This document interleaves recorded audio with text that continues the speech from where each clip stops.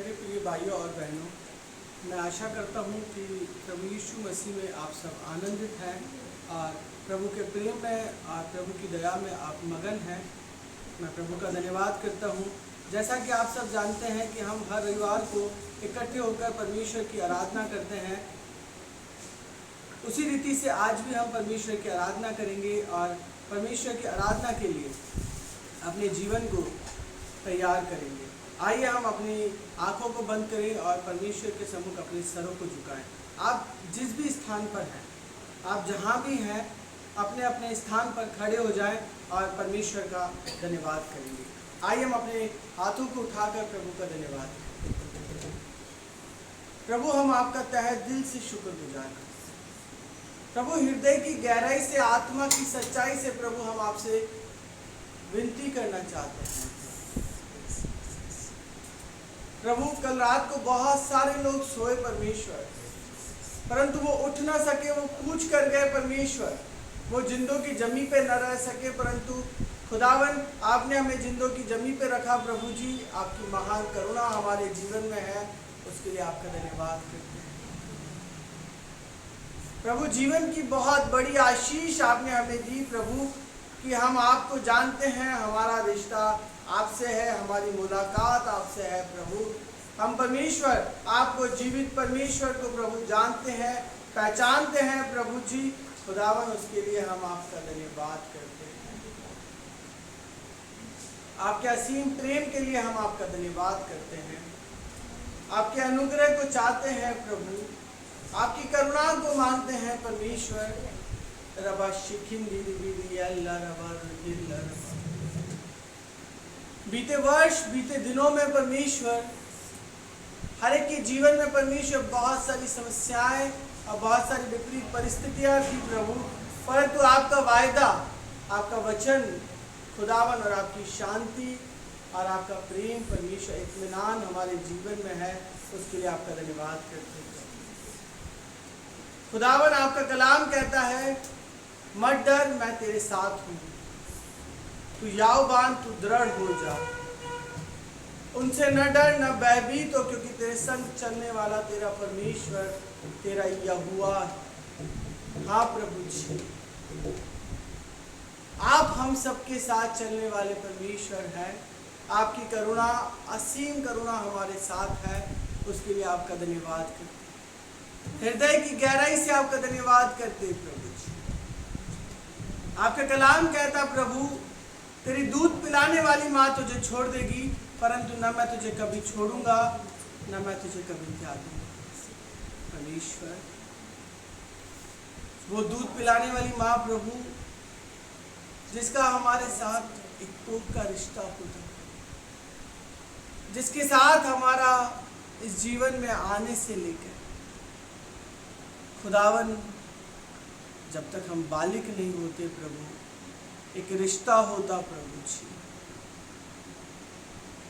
आपका कलाम कहता है एक दिन वो भी हमें छोड़ देगी, परंतु मैं न तुम्हें कभी छोड़ूंगा, न कभी तुम्हें त्यागूंगा।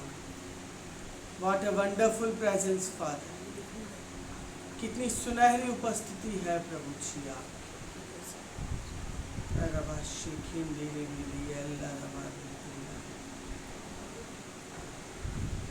प्रभु, अनुग्रह प्रकट कीजिए,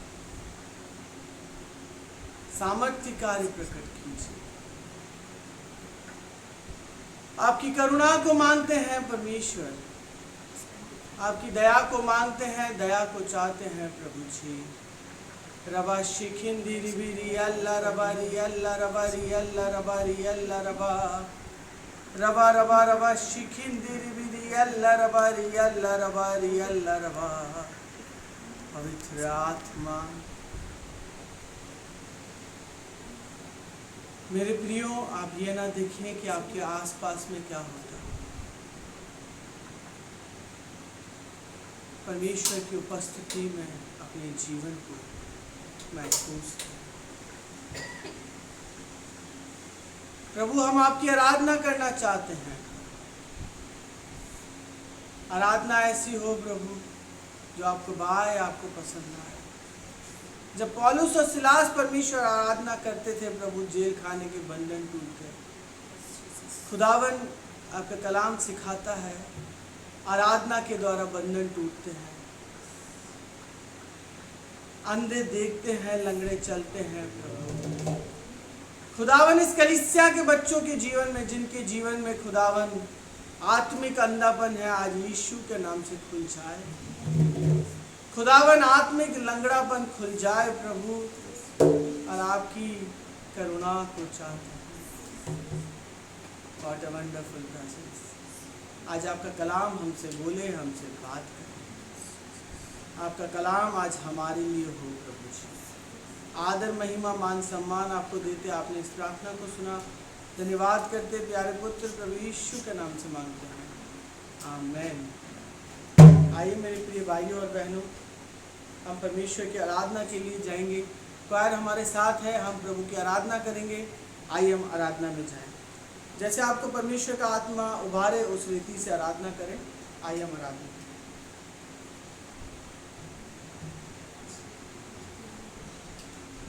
हालेलुया, हालेलुया, हालेलुया, हालेलुया। मैं विश्वास करती हूँ आप सब प्रभु यीशु मसीह में आनंदित होंगे और मगन होंगे। सचमुच परमेश्वर ने हमें यह समय दिया कि हम उसकी आराधना कर सकें। आइए एक मन होकर हम जहाँ से भी इसे देख रहे हैं, हम अपने अपने स्थानों पर खड़े हो जाएं और परमेश्वर को धन्यवाद दें, उसकी स्तुति करें, उसका धन्यवाद करें, उसकी महिमा करें, क्योंकि सच में परमेश्वर ने हमें इसलिए बनाया कि हम उसकी महिमा करें। आइए कुछ गीतों को गाकर हम परमेश्वर की आराधना करेंगे, उसकी स्तुति करेंगे, उसके नाम को ऊंचा करेंगे, क्योंकि सचमुच उसका नाम ऊंचा है। सचमुच प्रियो, वो एक ही परमेश्वर है जो हमसे इतना प्रेम करता है। ये उसकी अनुग्रह, उसकी दया है कि आज हम उसकी आराधना और स्तुति कर पा रहे हैं। वरना बहुत सारे लोग हैं जो इस समय समस्याओं में, परेशानियों में, बीमारियों में, दुखों में हैं, लेकिन हम परमेश्वर का धन्यवाद करते हैं कि उसने हमें बचा कर रखा है, अपने अनुग्रह, अपनी दया में रखा है, अपने प्रेम के तहत अब तक उसका हाथ हम पर बना हुआ है। ये छोटी बात नहीं है प्रियो, वरन बहुत बड़ी बात है जो उसका अनुग्रह हमारे जीवन पर है, उसकी दया हमारे जीवन पर है। यदि वो न चाहे तो कुछ भी नहीं हो सकता है प्रियो। ये हाथ जो उसका हम पर है, तो आइए क्यों ना उससे हम धन्यवाद दें, उसकी स्तुति करें, उसकी आराधना करें, उसकी प्रशंसा करें, उसकी तारीफ करें, क्योंकि सचमुच वो तारीफ के योग्य है। उसकी तारीफ करें, अपने मुखों को खोलकर उसका धन्यवाद करें, उसके नाम को ऊंचा करें, उसकी दया को स्मरण करें, उसके अनुग्रह को स्मरण करें कि आप उस अस्पताल में नहीं हैं, आप भले चंगे हैं, आपको ऑक्सीजन की कमी नहीं है, आपको वो श्वास जो वो फ्री में देता है। आइए उसका धन्यवाद करें, धन्यवाद करें कि हमें आंखें हैं, हमारे हाथ हैं, हम बोल सकते हैं, हम देख सकते हैं, हम सुन सकते हैं, हम चल सकते हैं। आज परमेश्वर ने हमें ऐसा रखा है कि हम उसकी महिमा को कर पा रहे हैं। उसका धन्यवाद करें प्रियो, धन्यवाद करें, क्योंकि सचमुच वो योग्य है, वो योग्य है धन्यवाद के, वो योग्य है आदर के, वो योग्य है महिमा के। अपने हाथों को उठाकर उसका धन्यवाद करें, अपने मुखों को खोलकर उसका धन्यवाद करें, उसकी स्तुति करें, उसके नाम को कुछ समय ऊंचा करें, उसकी दया, उसके अनुग्रह को स्मरण करें, उसके उपकारों को याद करें कि सचमुच कैसे उपकार उसने बीते दिनों, बीते वर्षों में हमारे जीवन में किए हैं। यदि वो उपकार ना हुए होते, यदि वो दया ना हुई होती, यदि वो प्रेम ना होता, तो आज हम नाश हो गए होते। आज हम भी उन दुखों, उन परेशानियों में अपने जीवन को बिता रहे होते, हम भी निराशाओं में चले जाते, हम भी दुखों में चले जाते। लेकिन यदि दुख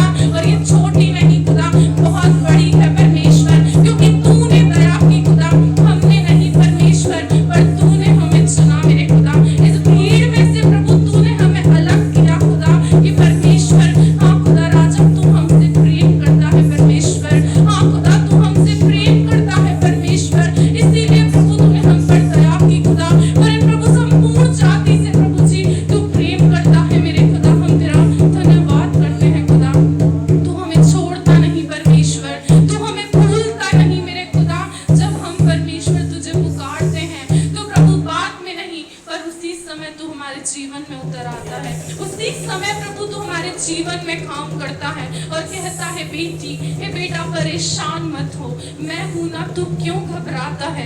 इन हालातों परिस्थितियों को देखकर तू क्यों घबराता है? जबकि मैंने अब तक तुझे संभाल कर रखा है, तो क्यों ना मैं तुझे आगे संभालूंगा, मैं तुझ पर दया करूंगा, मैं तुझसे प्रेम करूंगा। सचमुच प्रियो, आइए उसकी स्तुति करें, उसके नाम को ऊंचा करें, आनंदित और जोश और मगन के साथ झूमते नाचते हम उसकी आराधना करें, क्योंकि सचमुच ऐसी आराधना उसे भाती है। सचमुच भूल जाएं कि अपने आसपास कोई है, केवल ये याद रखें कि आप हैं और वो यीशु और वो पिता है जिसकी हम आराधना कर रहे हैं। आइए नाच से कूदते हुए हम उसकी आराधना करें, उसकी उपस्थिति को अपने जीवन में पुकारें। आइए परमेश्वर उसकी स्तुति में गीत गाएंगे, हो जय जयकार करें, ताली बजाकर नाचते आनंद के साथ हम उसकी आराधना करें। Hallelujah, thank you Jesus. मैं विश्वास करती हूँ आप भी हमारे साथ तैयार हैं। आइए इसकी स्तुति करें। हो जय जयकार करें, हो जय जयकार करें। आप उठा करें, हो जय जयकार करें, हो जय जयकार करें।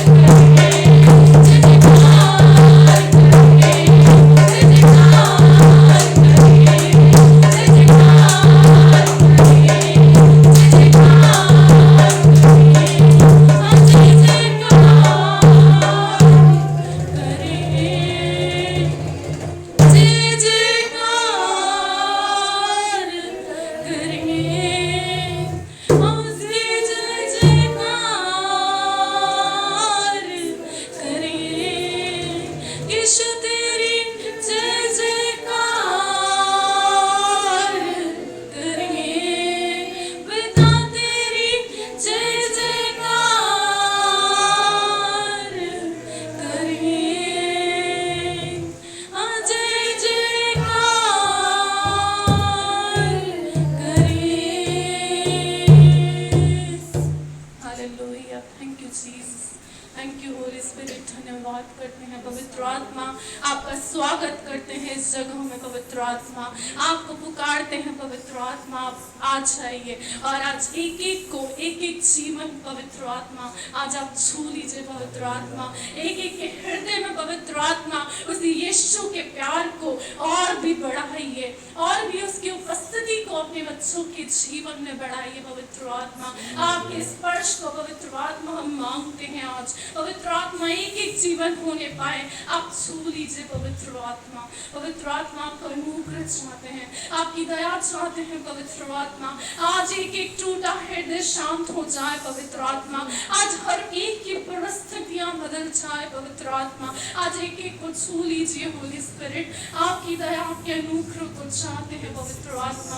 आज एक एक जीवन, आज परमेश्वर जब तेरा वचन हमारे जीवन में आता प्रभु, आज एक एक का जीवन बदल जाए पवित्र आत्मा, ऐसा अनुग्रह चाहते हैं होली स्पिरिट। आज एक एक को पवित्र आत्मा आप स्पर्श कीजिए, आप अपना अनुग्रह उस यीशु का अनुग्रह पवित्र आत्मा आप अपने बच्चों के जीवन में लेकर आइए, हम लोगों के जीवन में लेकर आइए पवित्र आत्मा, कि आपकी उपस्थिति पवित्र आत्मा हम आपकी गवाही को हमारे जीवन में देखना चाहते हैं।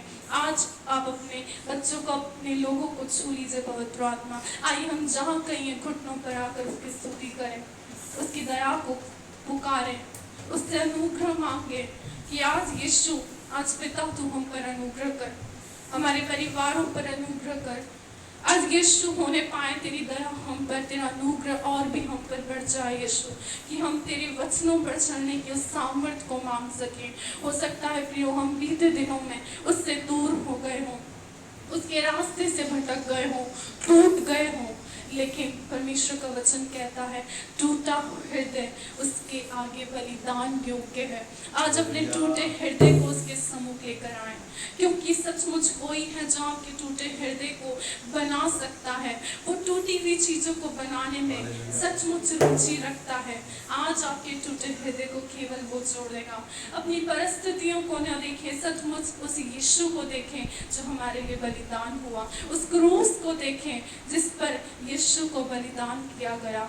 हाँ, वो क्रूस बड़ा है, हमारी परिस्थितियाँ, हमारी समस्या, हमारी बीमारियाँ बड़ी नहीं है, लेकिन वो यीशु बड़ा है। आज उससे दया को मांगे और एक बार फिर से उसके करीब जाएं, उससे कहें सचमुच तू हम पर दया कर, हम पर अनुग्रह कर। हम तेरे पास आए हैं, तेरे सिंहासन के पास आए हैं प्रभु, कि तू हम पर दया करे, तू हम पर अनुग्रह करे। आज अपने टूटे हृदय को उसके सम्मुख लेकर आए प्रियो। मैं विश्वास करती हूँ कि वो आपके टूटे हृदय को जोड़ेगा, आपको शांति और तसल्ली देगा।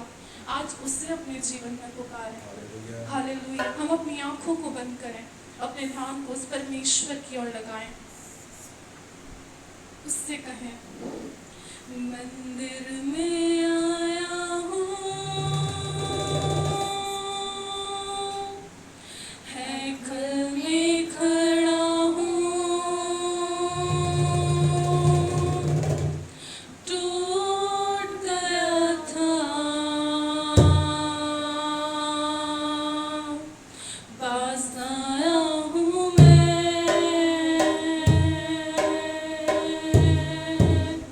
मंदिर में आया हूँ,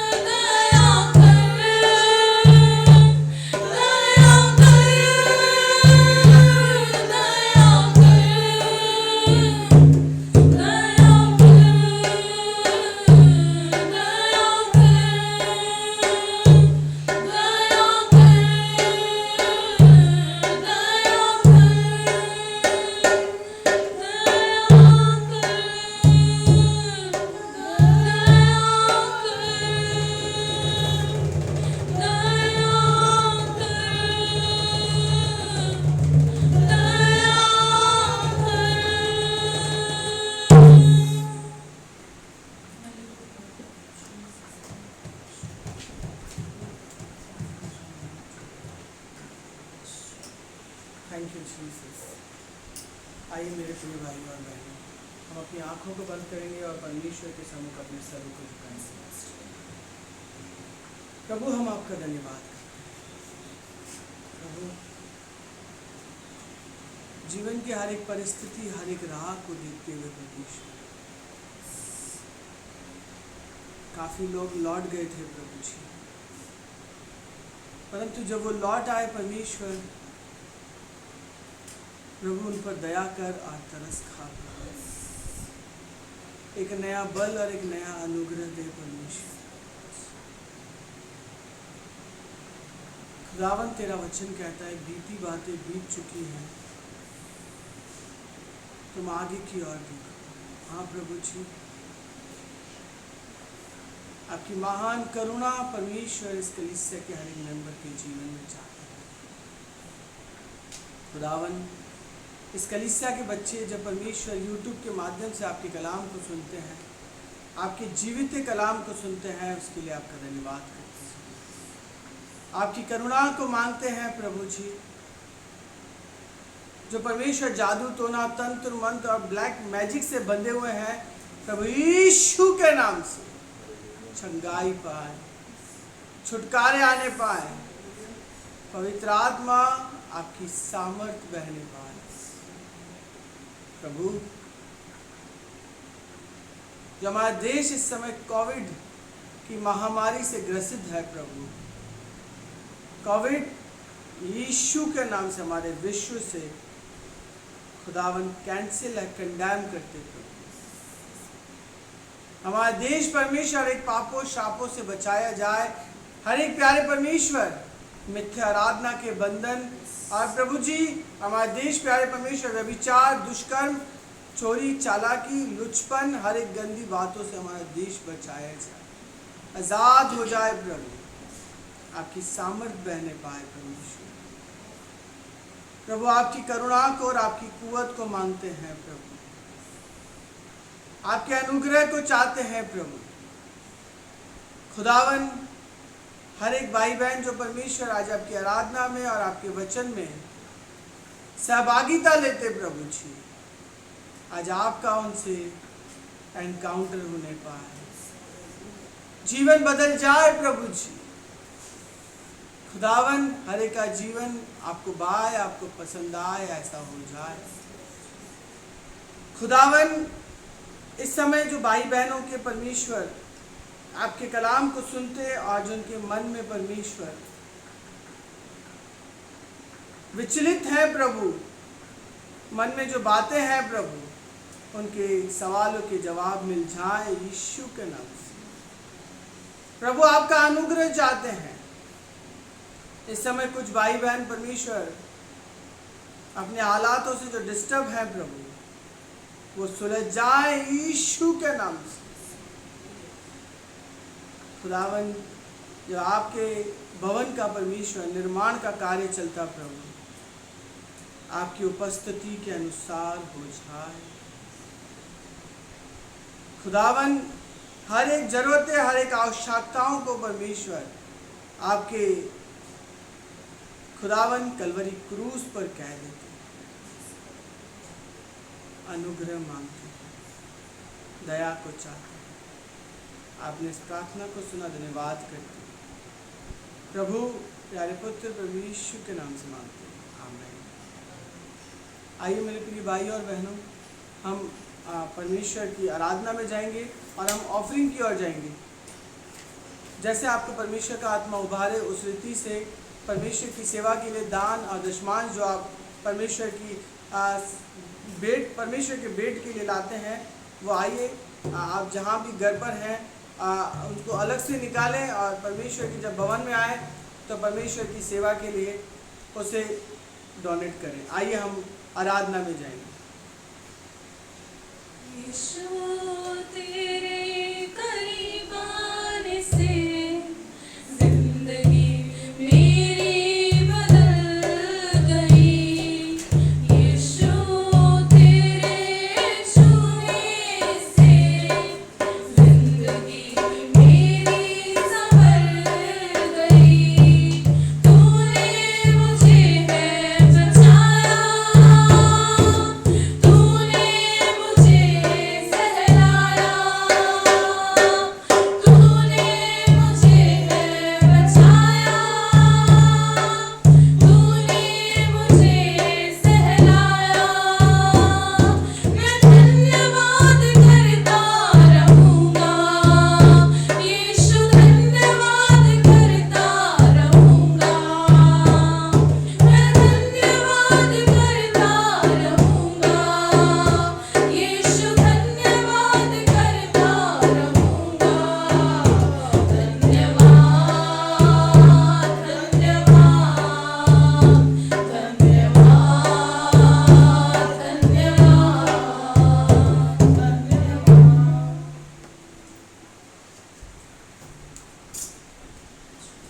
आइए मेरे प्रिय भाइयों और बहनों, हम ऑफरिंग के लिए और परमेश्वर के वचन के लिए हम प्रार्थना में जाएंगे। आइए हम अपनी आंखों को बंद करें, परमेश्वर के सम्मुख अपने सरों को झुकाएं और परमेश्वर से प्रार्थना करेंगे। प्रभु, हम आपको क्या दे सकते हैं? कुछ नहीं दे सकते। ये एक बीज है प्रभु, वो भी हमारे जीवन के लिए हम बोते हैं प्रभु, कि जो मिट्टी का परमेश्वर शरीर आपने हमें दिया है परमेश्वर, ये मिट्टी की भूमि है प्रभु। इस मिट्टी की भूमि परमेश्वर एक अच्छी रीति से फल लाए परमेश्वर, इसलिए हम एक बीज को बोते हैं प्रभु जी। हम आपको कुछ नहीं दे सकते, हमारे पास जो कुछ है वो आपकी महिमा और आपकी करुणा है प्रभु जी, आपकी दया है प्रभु। खुदावन, आपकी दया के अनुसार हमारे पास सब कुछ है। आपने ही हमें हर एक चीज़ दिया है, हर एक चीज़ को प्रोवाइड किया है प्रभु जी। आपके नाम को आदर देते हैं प्रभु, सम्मान देते हैं। आप बढ़ जाइए, हम घट जाए, आप महिमा पाए। खुदावन, जो लोग अपने हाथों को नहीं बढ़ा सके प्रभु ने अपनी सेवा के लिए इस्तेमाल कर, और जो प्यारे परमेश्वर अपनी खुदावन हाथों को बढ़ाकर आपकी सेवा के लिए दान कर सके प्रभु ने 100 गुना 100% ब्लेसेड कर प्रभु जी। आप किसी के कर्जदार नहीं प्रभु जी। खुदावन, आपके कलाम को सुनना चाहते हैं, आपका कलाम हमारे जीवन को हम कलाम करने पाए, हमारे जीवन को बदल दे प्रभु। हम आपसे ऐसी प्रार्थना करते हैं। इस प्रार्थना को यीशु के नाम से मांगते हैं, आमीन। आइए मेरे प्रिय भाइयों और बहनों, हम अगले हफ्ते की सूचनाओं में जाएंगे। और अगले हफ्ते की सूचनाएं इस प्रकार हैं कि जैसा आप सब जानते हैं कि हर रविवार को परमेश्वर की आराधना होती है, तो उस रीति से अगले रविवार को भी आराधना होगी। और आप YouTube के माध्यम से जैसे अटेंड करते हैं वैसे ही होगा। और बीच में, सप्ताह के बीच में लॉकडाउन के तहत चलते हुए लॉकडाउन के लिए प्रार्थना होगी, प्रार्थना सभा होगी मंगलवार के दिन और एक गुरुवार के दिन शाम 7 बजे से लेके 8 बजे तक। मंगलवार और गुरुवार को जो सभा होगी वो गूगल मीट की ऐप के द्वारा सभा होगी। अगर आप में से कोई हमारे साथ सम्मिलित होना चाहते हैं और अगर आप भी हमारे साथ परमेश्वर की आराधना और परमेश्वर के वचन को सुनना चाहते हैं, तो आप हमसे कांटेक्ट करें और हम आपको लिंक देंगे और उस लिंक के माध्यम से आप हमारे साथ परमेश्वर की आराधना करें और परमेश्वर की सहभागिता में रहें। मंगलवार के दिन और गुरुवार के दिन शाम को 7 बजे से लेकर 8 बजे तक सभा होगी। अगर आप भी हमारे साथ उस सभा में शामिल होना चाहते हैं तो आप हमसे आज और कल में कांटेक्ट करें, तो हम आपके कांटेक्ट नंबर पर आपको लिंक सेंड करेंगे, लिंक भेजेंगे, आप भी हमारे साथ सम्मिलित हो सकते हैं। आइए हम परमेश्वर के कलाम को सुनने के लिए, परमेश्वर के वचन को सुनने के लिए आगे की ओर जाएंगे। प्रभु की दासी हमारे साथ हैं। आइए हम परमेश्वर की दासी के माध्यम से परमेश्वर के कलाम को सुनेंगे। Hallelujah, hallelujah, hallelujah, hallelujah.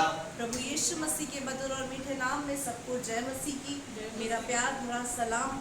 आशा करती हूँ कि आप लोग सब अपने घरों के अंदर है, सेफ है, सुरक्षित है और लगातार कोरोना प्रोटोकॉल्स का पालन करते हुए अधिकारियों के अधिकारों के दिए हुए पालन करते हुए आप अपने घरों के अंदर है, परमेश्वर के अनुग्रह में है, सुरक्षित है।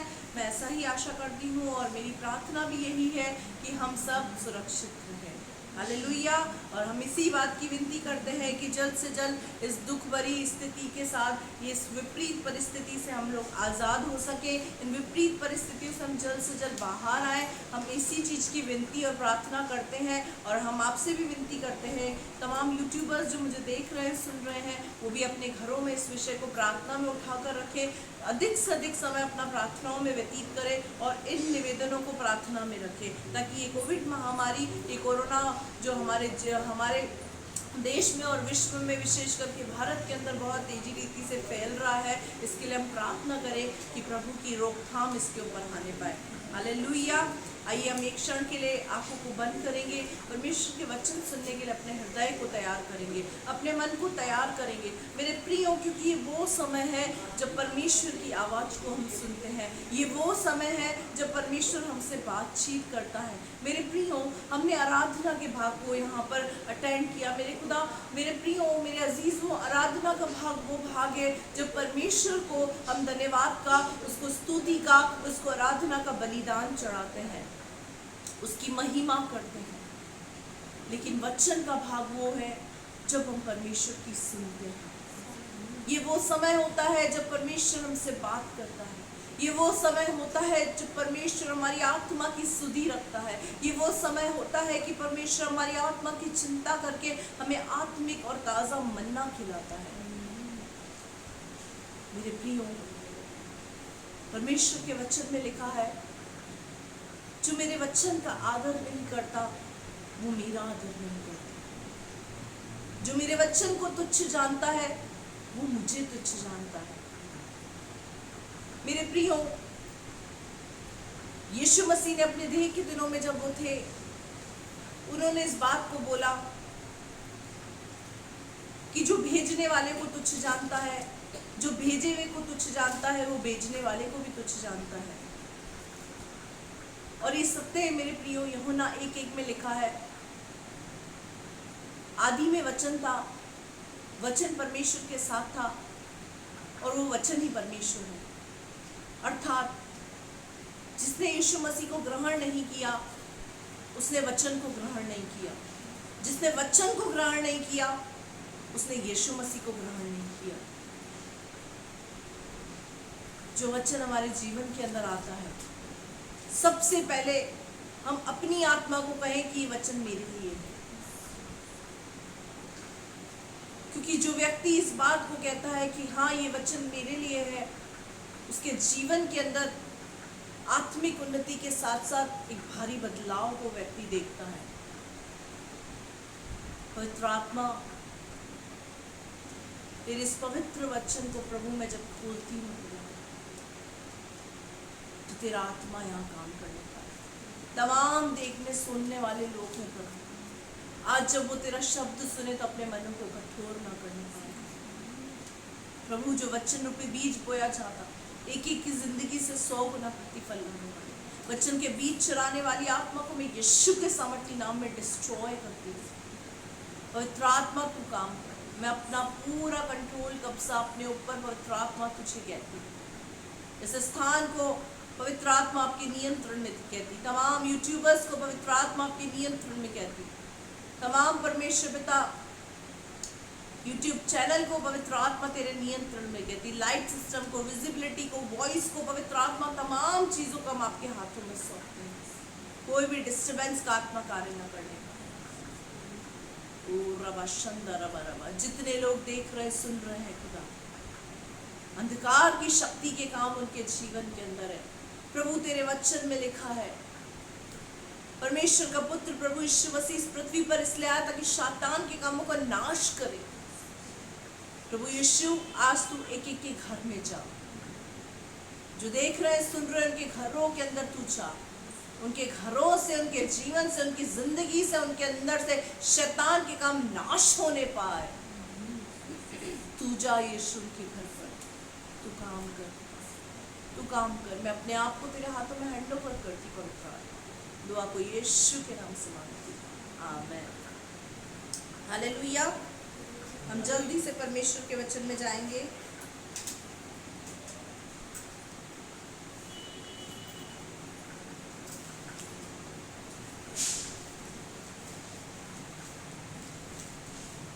बीते 2 हफ्तों से सीख रहे हैं कि मसीह में हमारी चाल कैसी होनी चाहिए, एक विश्वासी की चाल कैसी होनी चाहिए, एक विश्वासी की दौड़ कैसी होनी चाहिए। हम 2 हफ्तों से इन बातों को सीख रहे हैं कि एक विश्वासी जीवन के अंदर अगर हम आ गए तो हमारा चाल चलन कैसा होना चाहिए। आज हम कुछ नई बातों को परमेश्वर के वचन में सीखेंगे। जब मैं कल परमेश्वर की उपस्थिति में बैठी थी, प्रभु ने कुछ वचनों को लेकर मुझसे बात करना शुरू किया, मुझे सिखाना शुरू किया, मुझे बताना शुरू किया कि कैसे एक विश्वासी व्यक्ति मसीह जीवन के अंदर एक दौड़ को दौड़ते दौड़ते दौड़ते दौड़ते अटक जाता है और अपने विश्वास की रखवाली न करने की वजह से उस विश्वास से भटक जाता है। और कैसे एक विश्वासी जो परमेश्वर से अधिकार को प्राप्त करने के बाद अधिकार खो देता है, उसके जीवन के अंदर अधिकार परमेश्वर उसको देता है, लेकिन उस अधिकार की रखवाली न करने की वजह से वो किस रीति से अपने अधिकारों को, अपने उस चुनाव को जो परमेश्वर ने उसका किया है, उसको खो बैठता है। इन बातों को आज हम सीखेंगे। हमारा जो आज का टॉपिक है वो भी यही है कि परमेश्वर के द्वारा दिया हुआ अधिकार खोना। हम पढ़ेंगे उत्पत्ति की पुस्तक, उसका 25वां अध्याय, उसकी 19वीं आयत से हम यहाँ पर पढ़ेंगे। उत्पत्ति की पुस्तक, उसका 25वां अध्याय, उसकी 19वीं आयत से। अब्राहम के पुत्र इसहाक की वंशावली यह है, अब्राहम से इसहाक उत्पन्न हुआ। अब्राहम के पुत्र इसहाक की वंशावली यह है कि अब्राहम से इसहाक उत्पन्न हुआ। यहाँ पर मेरे प्रियो, अब्राहम कौन है?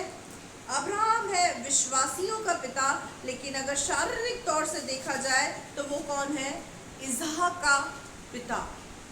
विश्वासी तौर से देखा जाए, आत्मिक तौर से देखा जाए तो अब्राहम विश्वासियों का पिता कहलाता है, लेकिन अगर शारीरिक तौर से देखा जाए तो अब्राहम से इसहाक का जन्म हुआ। और आगे, और इसहाक ने 40 वर्ष का होकर रिबका से, जो पद्दन प्रांत के वासी अरामी बतूएल की बेटी और अरामी लाबान की बहन थी, विवाह कर लिया। हालेलुया। इसहाक जब बालिक हुआ, इसहाक जब एक विवाह की उम्र के अंदर आया, समझदार हुआ, उस समझदार की स्थिति के अंदर उसने क्या करा?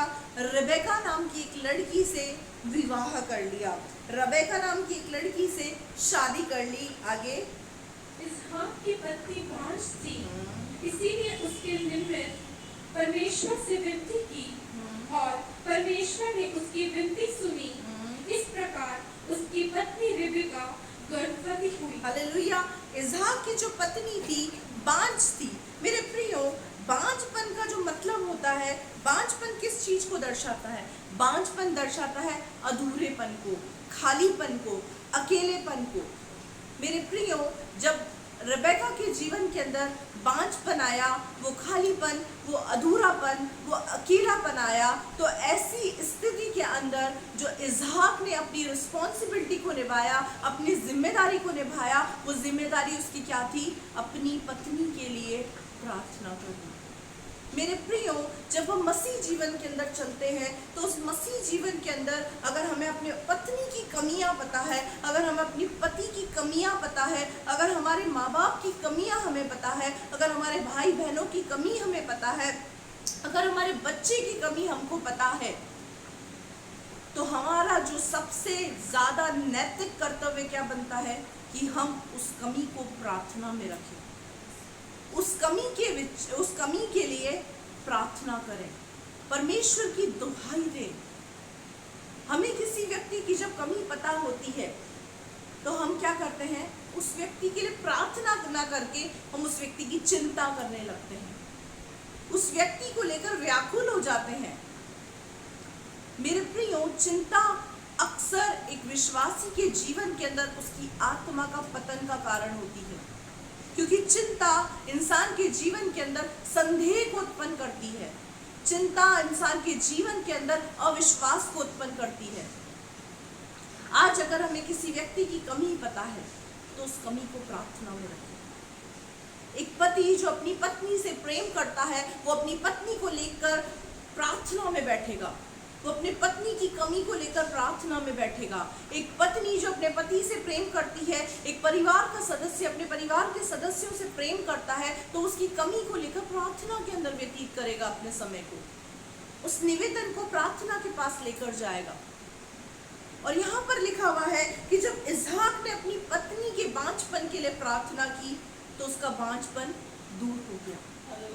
मेरे प्रियो, यहाँ पे जो रेबेका थी, रेबेका कोई अविश्वासी लड़की नहीं थी, कोई अन्य जाति लड़की नहीं थी। रेबेका एक पवित्र, एक अच्छी स्त्री थी। रबेका के विषय में प्रभु ने कभी चाहा तो मैं आपको इस बात को बताऊंगी कि रबेका का एक जो कैरेक्टर था वो अच्छे कैरेक्टर था। क्या रबेका के बांझपन की वजह से रबेका उन शब्दों को प्रार्थना में नहीं रख रही होगी? क्या अपना खालीपन, अपना अकेलापन, अपना अधूरापन दूर करने के लिए रबेका इस बात का इंतजार कर रही होगी कि कोई उसके लिए प्रार्थना करे? नहीं, रबेका स्वयं भी उन चीजों के लिए प्रार्थना कर रही थी। लेकिन जब इसहाक ने अपनी पत्नी के लिए प्रार्थना करी, इसहाक ने रबेका के लिए प्रार्थना करी, तब उसका बांझपन टूट गया। क्योंकि मेरे प्रियो, यहाँ पर लिखा हुआ है इसहाक की पत्नी बांझ थी, इसीलिए उसके निमित्त यहोवा से इसहाक ने विनती की। परमेश्वर हमको परिवार के अंदर, पति पत्नी के रिश्तों के अंदर इसी बात को हमें सिखाता है। आज एक पति का फर्ज है वो अपनी पत्नी की सुधि रखे, एक पत्नी का फर्ज है कि वो अपने पति की सुधि रखे, माँ बाप का फर्ज है वो बच्चों की सुधि रखे, बच्चों का फर्ज है वो माँ बाप की सुधि रखे। हर एक व्यक्ति को परमेश्वर ने जो जिम्मेदारी दी है, उस जिम्मेदारी को हम बखूबी निभाएं। हमें किसी व्यक्ति की कमियों का पता है तो उस कमियों को प्रार्थना में उठाकर रखें। अवश्य है कि परमेश्वर उन कमियों को दूर करेगा। हालेलुया।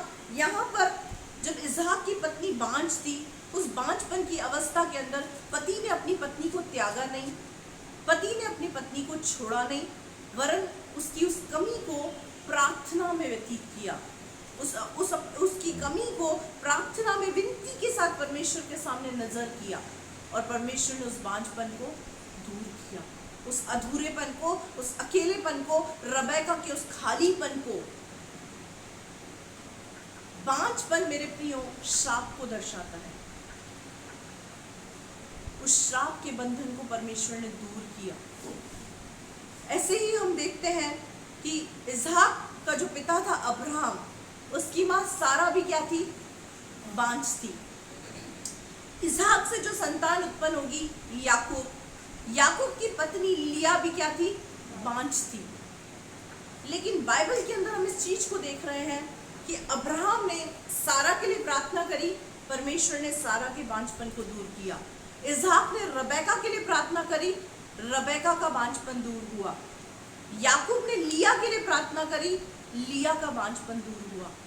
ये वचन हमको इस चीज को दर्शाता है कि जब पति अपनी कमियों को, पति अपनी पत्नी की कमियों को प्रार्थना के अंदर जब रखता है, तो परमेश्वर का वचन काम करता है, परमेश्वर का आत्मा काम करता है। परमेश्वर उस जगह पर काम करके उस बंधन को तोड़ता है जो उसकी पत्नी के ऊपर है, जो पत्नी के पति के ऊपर है। क्योंकि मेरे प्रियो, पति पत्नी को, परिवार को एक साथ जोड़ने वाला परमेश्वर होता है। और जब हम उस चीज को प्रार्थना के अंदर रखते हैं तो परमेश्वर उस कमी को दूर करता है। याद रखना मेरे प्रियो, यहाँ पर ऐसा नहीं लिखा कि परमेश्वर ने तुरंत इसहाक की प्रार्थना को सुना। जरूरी नहीं है हम किसी विषय के लिए प्रार्थना करें वो हमारी तुरंत सुनी जाए। कई बार हमारी प्रार्थनाओं में, हमारी प्रार्थनाओं की विनती को सुनने में वक्त लगता है, लेकिन हम उस वक्त के लिए धीरज धरें, उस वक्त का इंतजार करें। हालेलुया। अब क्या होगा? आगे पढ़ना बेटा। लड़के उसके गर्भ में आपस में लिपट के एक दूसरे को मारने लगे। हालेलुया। रबेका जब गर्भवती हुई तो उसकी गर्भ के अंदर ट्विंस बच्चे थे, जुड़वा बच्चे। और उसकी गर्भ के अंदर कौन थे? उसकी गर्भ के अंदर 2 लड़के थे। और वो लड़के क्या कर रहे हैं अंदर? वो लड़के आपस में एक दूसरे से लिपट कर लड़ाई झगड़े कर रहे हैं, मारपीट कर रहे हैं।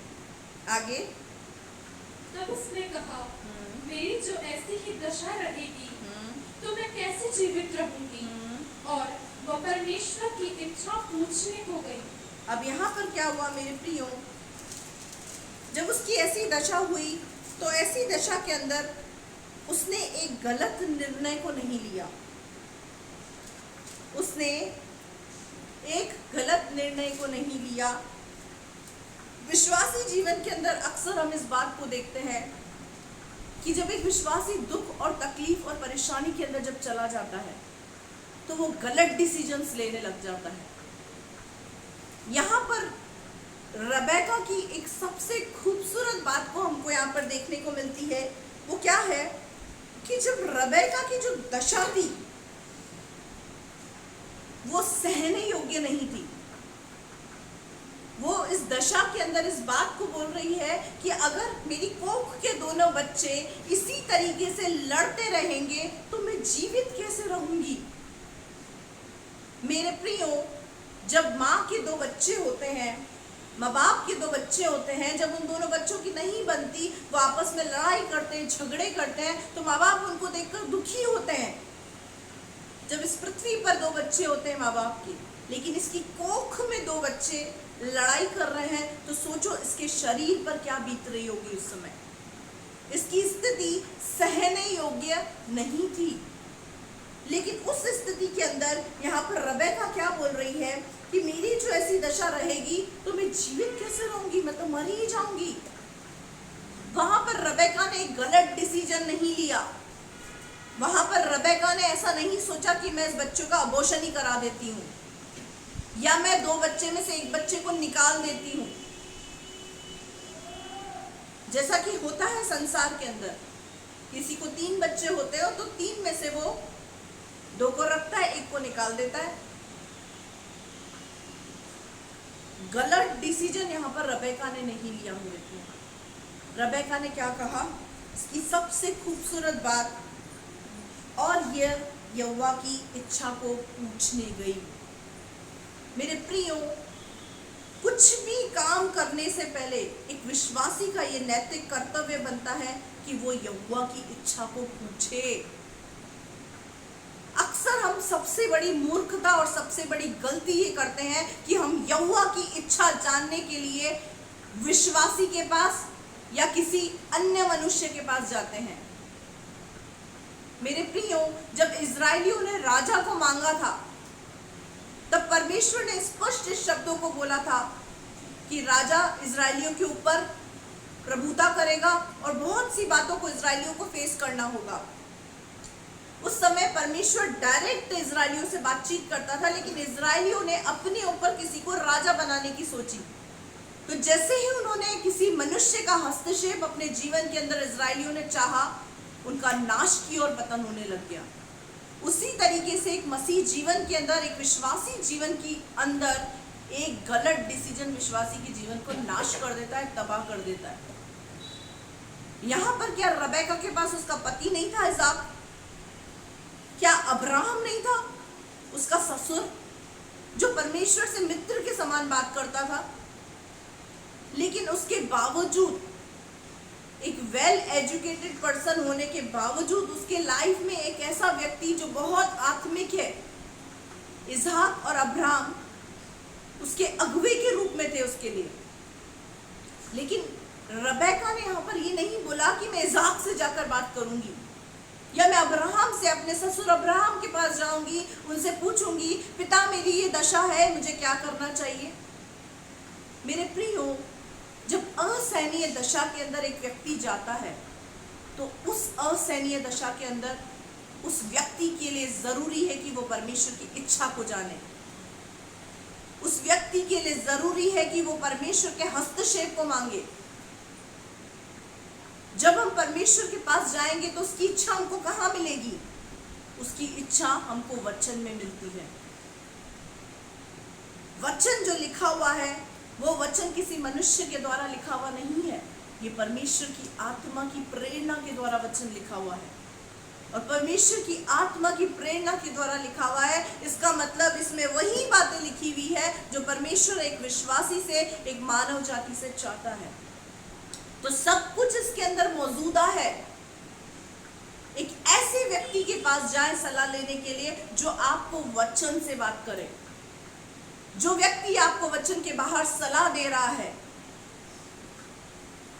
इस बात को यकीन माने कि उस व्यक्ति के अंदर पवित्र आत्मा काम नहीं कर रहा। चाहे वो व्यक्ति विश्वासी ही क्यों ना हो, चाहे वो व्यक्ति एक पास्टर ही क्यों ना हो, मैं स्पष्ट इस शब्दों को बोल रही हूँ, चाहे वो मैं भी क्यों ना हूं, एक विश्वासी को इस बात की पहचान करनी चाहिए, क्योंकि बाइबल में लिखा है हर एक आत्मा की प्रतिनिधि ना करो, परखो कि जो सामने वाला व्यक्ति बोल रहा है वो वचन से बोल रहा है, आत्मा में बोल रहा है कि नहीं बोल रहा है।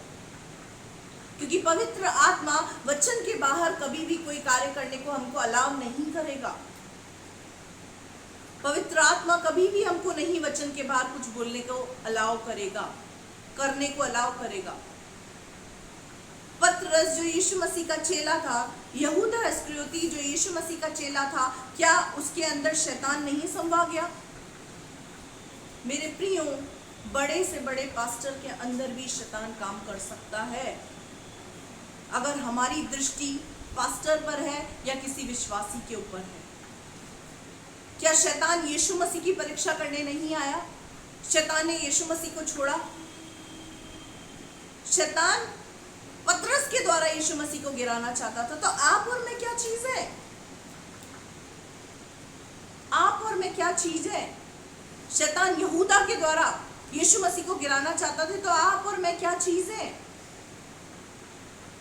क्या शैतान आपको परमेश्वर के चेलों के द्वारा नहीं गिरा सकता? गिरा सकता है। लेकिन यहाँ पर रबेका की जो एक सबसे अच्छी खूबी थी वो क्या थी? मैं परमेश्वर की इच्छा को पूछने जाती हूँ। मेरे प्रियो, उस समय तो बाइबल पेपर्स के अंदर नहीं थी, बुक के अंदर कन्वर्टेड नहीं थी। उस समय लोग परमेश्वर से बात करके उसकी इच्छा को पूछते थे, क्योंकि उत्पत्ति के अध्याय में कोई राजा नहीं था। उत्पत्ति के अध्याय में मनुष्य डायरेक्ट परमेश्वर से बातचीत कर सकता था।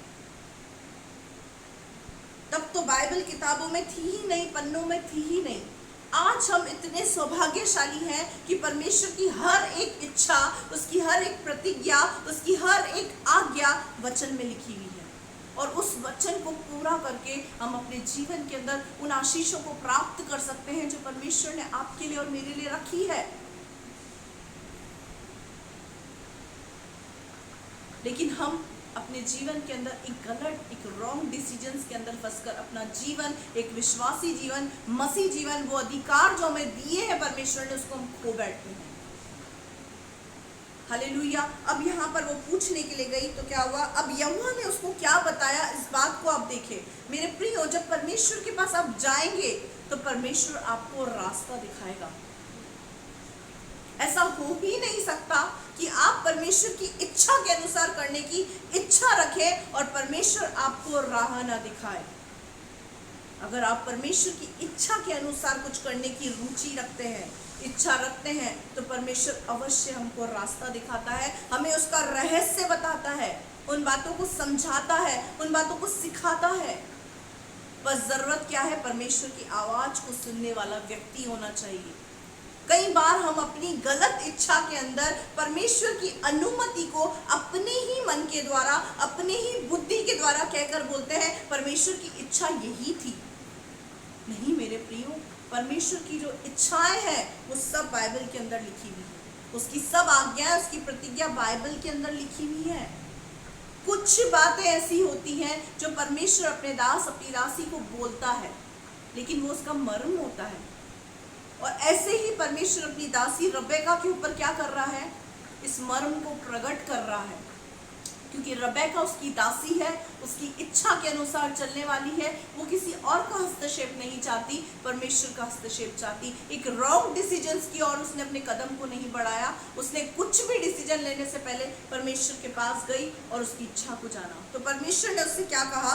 पढ़े बेटा। तो परमेश्वर ने उससे कहा, तेरे गर्भ में 2 जातियां हैं और तेरी कोख से निकलते ही 2 राज्य के लोग अलग अलग होंगे, और एक राज्य के लोग दूसरे से अधिक सामर्थी होंगे, और बड़ा बेटा छोटे के अधीन होगा। हालेलुया।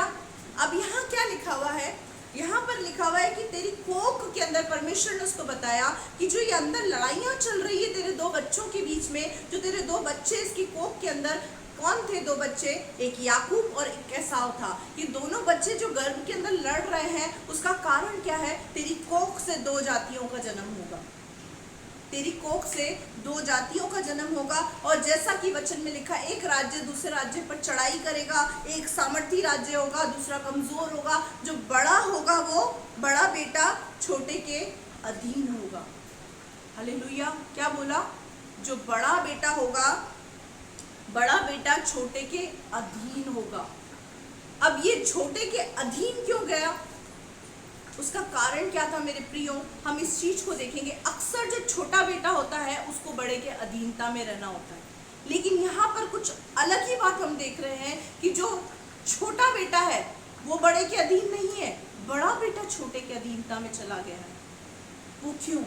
आगे हम देखेंगे। परमेश्वर उसको एक मर्म को बता रहा है, एक रहस्य को उसको बता रहा है कि तेरे अंदर दो जाति के लोग हैं, अलग अलग जाति के लोग हैं, उन अलग अलग जाति से मैं राज्यों को बनाऊंगा।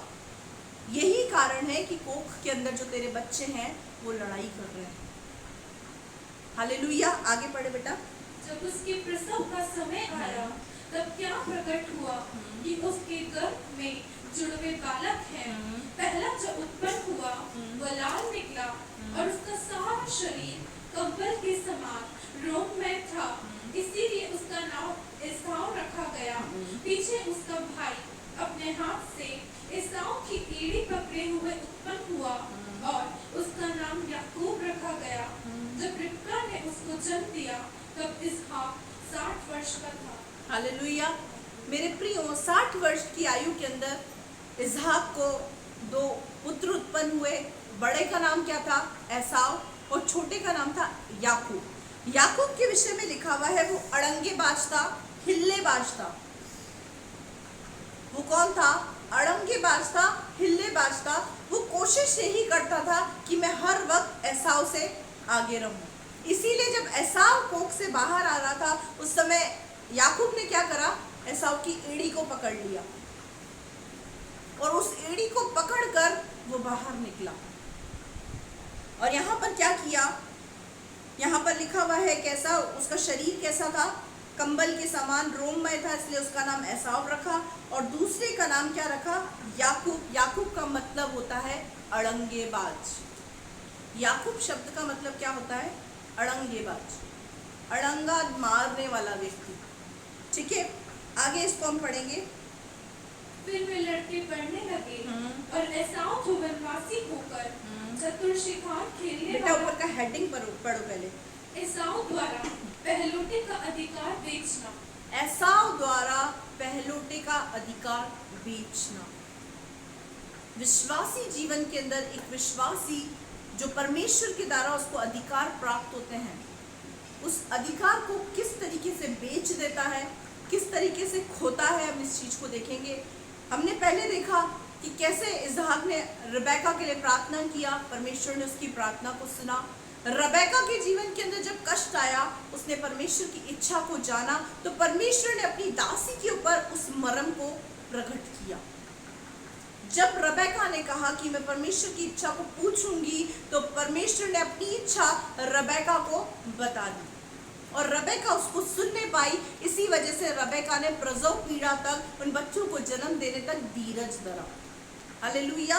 आगे पढ़े बेटा इसको। फिर वे लड़के बढ़ने लगे और एसाव जो वनवासी होकर चतुर शिकार खेलने वाला हो गया, पर याकूब सीधा मनुष्य था और तंबुओं में रहा करता था। अब यहाँ क्या लिखा? दोनों बच्चे बढ़ने लगे, क्योंकि दोनों बच्चे साथ में उत्पन्न हुए थे। क्योंकि एसाव पहले बाहर निकला था, इसीलिए एसाव पहला उठा था, बड़ा बेटा था, और छोटा कौन था? याकूब था। यहाँ पर ये क्या कर रहा है? एसाव क्या काम करता था? वनवासी होकर चतुर शिकार खेलने वाला शिकारी था। एसाव कौन था? चतुर शिकार खेलने वाला एक शिकारी व्यक्ति था। परंतु जो याकूब था वो सीधा मनुष्य था और तंबुओं में रहा करता था। याकूब तंबुओं में रहने का काम करता था। आगे इसहाक एसाव के अहेर का मांस खाया करता था, इसीलिए वो उससे प्रीति रखता था, पर रिबका याकूब से प्रीति रखती थी। इसहाक क्या करता था? एसाव के अहेर का मांस खाया करता था, इसीलिए वह उससे प्रीति रखता था, पर रबेका याकूब से प्रीति रखती थी। अक्सर घर के अंदर ऐसा होता है, दो बच्चे होते हैं, दो बच्चों में से एक बच्चा माँ का लाडला होता है और दूसरा बच्चा पिता का लाडला होता है। दोनों बच्चों के अंदर हम इन चीज़ों को देखते हैं। एसाव क्या करता था? इसहाक क्या करता था? एसाव के अहेर का मांस खाया करता था। इसका मतलब जो शिकार करके, जो शिकारी, जो ये शिकारी था ये एसाव, तो जिस जानवर का शिकार करके आता था और वो शिकार करके वो मांस क्या करता था, अपने पिता को देता था कि पिता ये मैं तेरे लिए लेकर आया हूँ, तो उसको खा और तृप्त हो।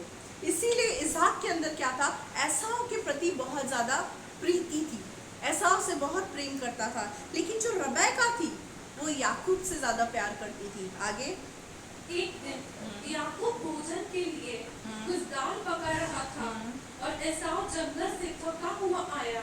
तब एसाव ने याकूब से कहा, वह जो लाल वस्तु है उसी लाल वस्तु में से मुझे कुछ खिला, क्योंकि मैं थका हूँ। अब क्या हुआ यहाँ पर, याकूब क्या कर रहा है, एसाव के आने का समय हुआ। जब एसाव के आने का समय हुआ तो एक बड़ी कढ़ाई, एक बड़ा सा भगोना रखकर क्या कर रहा है, दाल को बुन रहा है, दाल को बना रहा है। और जब वो दाल बना रहा है उसी समय शिकार से थका हुआ, मेरे प्रियो, अक्सर हमने देखा है पुरुष या स्त्री जो बिजनेस पर, जॉब पर जाते हैं, जब वो जॉब से और बिजनेस से आते हैं, थके हारे आते हैं, तो उनको लगता है कि हम ठंडा ठंडा पानी पिए, हम कुछ खाएं, हमको भूख सी लग रही है क्योंकि हम मेहनत और परिश्रम करके आए हैं। तो इस समय एसाव को भी क्या महसूस हुई, एसाव को यहाँ पर भूख सी महसूस हुई। जब भूख सी महसूस उसको हुई, वो जंगल से थका हुआ आया, तो उसने क्या बोला, वो लाल रंग की वस्तु जिसको तो पका रहा है ना, मुझे उसको खाने को दे। एसाव क्या कर रहा है, याकूब से उस दाल को मांग रहा है। एसाव के अंदर उस दाल को खाने की इच्छा उत्पन्न हुई। आगे, इसी कारण उसका नाम एदोम भी पड़ा। याकूब ने कहा, अपना पहलौठे का अधिकार आज मेरे हाथ बेच दे। याकूब की इच्छा थी कि मैं पहलौठा बनूं। हालेलुया। याकूब के अंदर ये इच्छा थी कि मुझे पहलौठे की आशीष मिले, मेरे जीवन के अंदर पहलौठेपन की आशीष आए। इसीलिए याकूब ने उसको क्या बोला, अगर तुझे दाल खानी है तो ये पहलौठे होने का अधिकार तू मुझे दे। मेरे प्रियो, यहाँ पर लिखा हुआ है, क्योंकि मैं थका हुआ हूँ। एसाव इस बात को बोल रहा है कि वो जो लाल रंग की वस्तु है, वो जो दाल तो पका रहा है, मुझे खाने को दे, क्योंकि मैं थका हुआ हूँ। मसीह जीवन के अंदर एक विश्वासी व्यक्ति जब चलते चलते थक जाता है तो उस थकान के अंदर वो भी अपने जीवन के अंदर गलत डिसीजंस को ले बैठता है। यहाँ पर दाल खाने के प्रति उसकी जो इच्छा थी वो गलत नहीं थी, क्योंकि उसके अंदर शारीरिक भूख थी। लेकिन क्योंकि वो थक चुका था तो उस समय उसको सिर्फ अपनी थकान दिख रही थी। ऐसे ही विश्वासी जीवन के अंदर एक विश्वासी व्यक्ति, एक मसीही व्यक्ति जब थक जाता है तो उसको उस समय अपनी थकान दिखाई देती है। उस समय वो अपने जीवन के अंदर थकान को देखता है कि मैं इस जीवन को जीते जीते, मसीह जीवन में चलते चलते, हर एक बात का पालन करते करते मैं थक चुका हूं। तो उस थकान के अंदर उसको क्या दिखता है, आशीष दिखती है कि ये आशीष मेरे पास नहीं है, मुझे ये आशीष चाहिए। और उस आशीष को प्राप्त करने के लिए, उस आशीष की लालच में आकर वो एक गलत डिसीजंस को ले लेता है। अब यहाँ पर जो है याकूब उसको बोल रहा है कि तू पहले तो क्या अधिकार मुझे दे तो मैं भी तुझे दाल दे दूंगा। मेरे प्रियो, ऐसे ही कई बार दाल के रूप में कुछ चीजों को शैतान हमारे सामने लाकर परोसता है, और शैतान जब उन चीजों को हमारे सामने लाकर परोसता है तो उस चीज को पाने की इच्छा से हम अपने पहलौठे होने का अधिकार खो बैठते हैं। पहलौठे का मतलब है परमेश्वर का चुनावा, परमेश्वर का। बाइबल के अनुसार अगर देखा जाए तो हम लोग चुने हुए लोग हैं। परमेश्वर ने एक विश्वासी का चुनाव किया है। पहलौठे के ऊपर एक वचन मैं आज से बताना चाहूंगी। निर्गमन की पुस्तक, उसका 13वां अध्याय, उसकी पहली और दूसरी आयत को पढ़ेंगे। निर्गमन की पुस्तक 13वां अध्याय, पहली आयत। फिर परमेश्वर ने मूसा से कहा, क्या मनुष्य के, क्या पशु के, इस्राएलियों में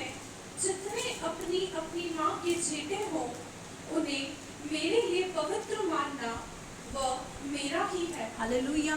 पहलौठे होने की जो आशीष थी पुराने नियम के अनुसार, वो ये थी कि जो पहलौठे होते थे वो परमेश्वर के होते थे, और नए नियम के अनुसार भी जो पहलौठे होते थे वो परमेश्वर के होते थे। लेकिन पवित्र आत्मा के युग के अनुसार जो विश्वासी व्यक्ति चुना हुआ है, अलग किया हुआ है, पवित्र किया हुआ है, वो पहलौठा और परमेश्वर का है। इस बात से फर्क नहीं पड़ता कि हम बड़े हैं या हम छोटे हैं, लेकिन फर्क इस बात से पड़ता है कि हम संसार से अलग किए हुए, परमेश्वर के चुने हुए, उसके पवित्र किए हुए और उसके हैं। ऐसा पुराने नियम के अनुसार अगर देखा जाए तो पहलौठा था, और पहलौठे के ऊपर एक अद्भुत आशीष हुआ करती थी, पहलौठे के ऊपर एक ब्लेसिंग्स हुआ करती थी। लेकिन यहाँ पर क्या हुआ, परमेश्वर ने कहा पहलौठे सब मेरे होंगे। ऐसा पहलौठा था और याकूब को वो पहलौठे के पद को चाहना था। याकूब परमेश्वर का होना चाहता था। याकूब चाहता था कि मैं बड़ा कहलाऊं। याकूब के अंदर बड़े होने की इच्छा थी। तो यहाँ पर क्या हुआ, उसने एसाव को क्या कहा कि तेरा पहलौठे का जो हक है, अधिकार, वो तू मुझे दे दे, मैं तुझे ये मसूर की दाल दे दूंगा। आगे पढ़ना बेटा। एसाव ने कहा, देख मैं तो अभी मरने पर हूँ, इसीलिए पहलौठे के अधिकार से मेरा क्या लाभ होगा? हालेलुया। किसी भी कार्य को करने से पहले अपना फायदा, अपना स्वार्थ सोचने वाला व्यक्ति था एसाव एक स्वार्थी व्यक्ति था। उसके स्वार्थ ने, उसकी भूख ने, उसकी लालच ने और उसकी थकान ने उसको उस अधिकार से वंचित कर दिया। एसाव यहाँ पर क्या बोल रहा है कि मैं तो मरने पर हूं, अब इस पहलौठे पद का मेरे लिए कोई भी लाभ नहीं है। मेरे प्रियो, इसने पहलौठे होने के अधिकार को तुच्छ जाना।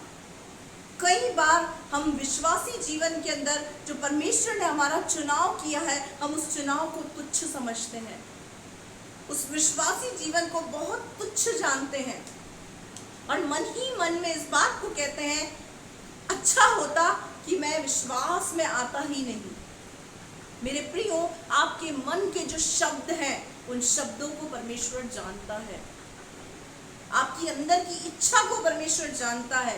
आप अंदर से कैसे हैं परमेश्वर जानता है। आप लोगों के सामने ढोंग कर सकते हैं, दो रंग का जीवन जी सकते हैं, मुखौटा लगाकर चल सकते हैं, लेकिन परमेश्वर के सामने भीतरी और बाहरी रूप से आपको परमेश्वर जानता है। ऐसा उन्होंने क्या कहा, मैं तो मरने पर हूं, इस अधिकार का मैं क्या करूंगा।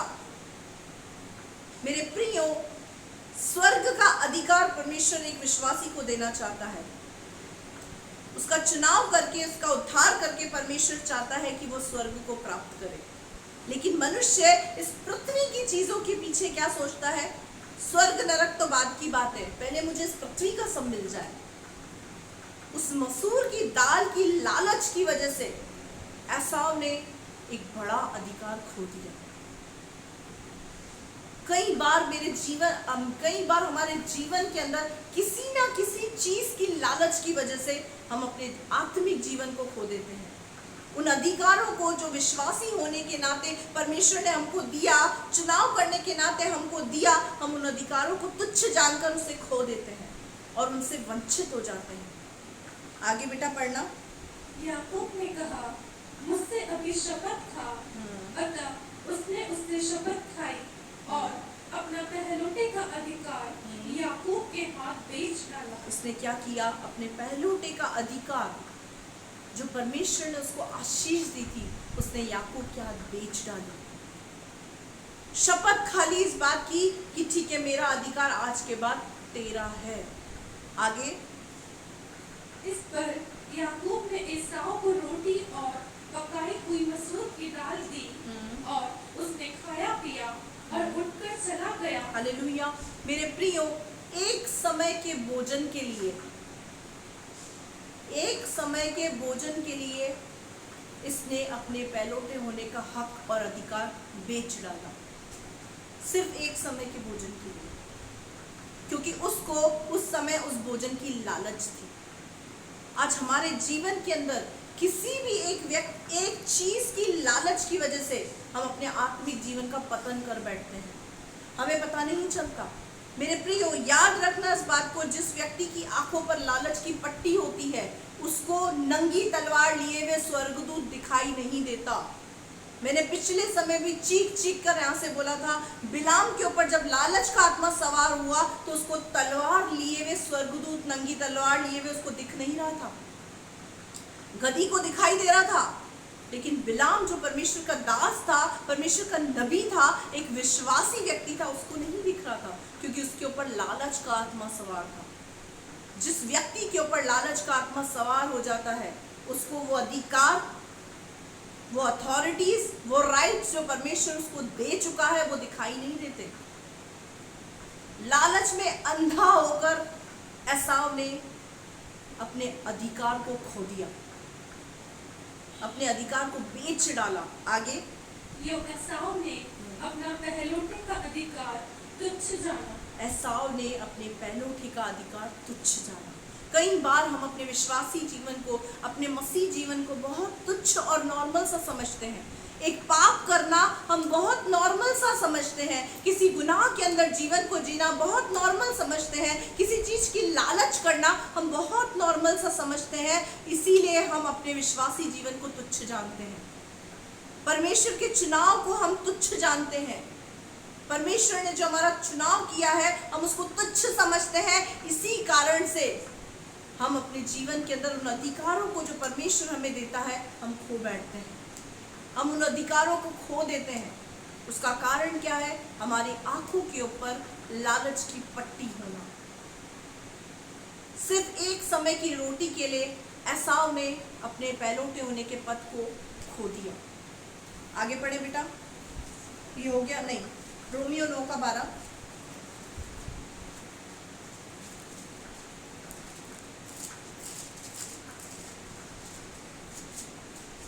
उसने कहा, जेठा छोटे का दास होगा। उसने कहा, जेठा छोटे का दास होगा। परमेश्वर ने इस बात को बोली थी जो मैंने यहाँ पर पढ़वाई थी अभी आपको 25 की 23वीं आयत के अंदर, कि परमेश्वर ने क्या बोला था? जो बड़ा होगा वो छोटे के अधीन होगा। क्यों मेरे प्रियो, बड़ा छोटे के अधीन क्यों गया? क्योंकि बड़े ने अपने अधिकार को खो दिया, बड़े ने अपने अधिकार को बेच डाला। लालच में आकर वो अंधा हो गया और वो अधिकार, वो चुनाव जो परमेश्वर ने उसका किया था उसको उसने तुच्छ जाना। कई बार हमारे जीवन के अंदर जब लालच हमारे जीवन के अंदर आ जाता है तो एक व्यक्ति गलत डिसीजंस को ले बैठता है। बिलाम का एक गलत डिसीजन, स्वर्गदूत की नंगी तलवार का सामना उसको करना पड़ गया।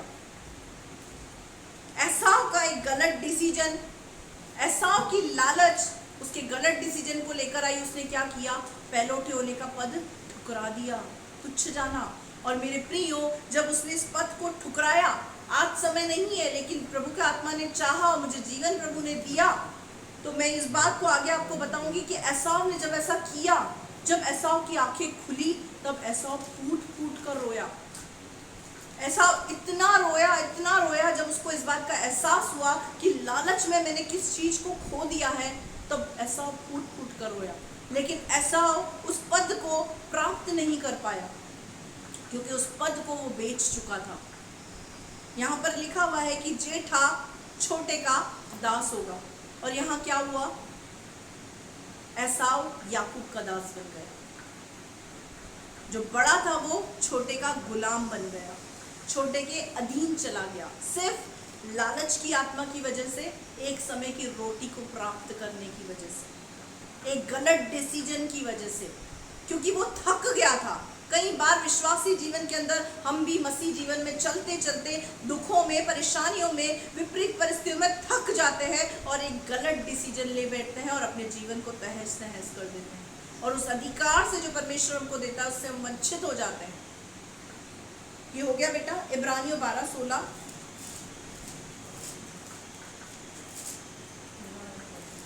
इब्रानियों की पत्री 12वां अध्याय 16वीं आयत, ऐसा न हो कि कोई जन व्यभिचारी या एसाव के समान अधर्मी हो, जिसने एक बार के भोजन के बदले अपने पहलौठे होने का पद बेच डाला। हालेलुया। यहाँ पर क्या लिखा हुआ है? ऐसा ना हो कि कोई जन व्यभिचारी हो। मेरे प्रियो, यहाँ पर साफ साफ शब्द लिखा हुआ है, ऐसा ना हो कि कोई जन व्यभिचारी हो, क्योंकि इसने लालच में इसने व्यभिचार तो किसी प्रकार का नहीं किया था, लेकिन उसके बाद भी यहाँ पर लिखा हुआ है ऐसा ना हो कि कोई जन व्यभिचारी हो, क्योंकि बाइबल के हिसाब से परमेश्वर व्यभिचारी व्यक्ति से घृणा करता है। एक ऐसा व्यक्ति जो व्यभिचारी होता है वो परमेश्वर की आशीषों को प्राप्त नहीं कर पाता।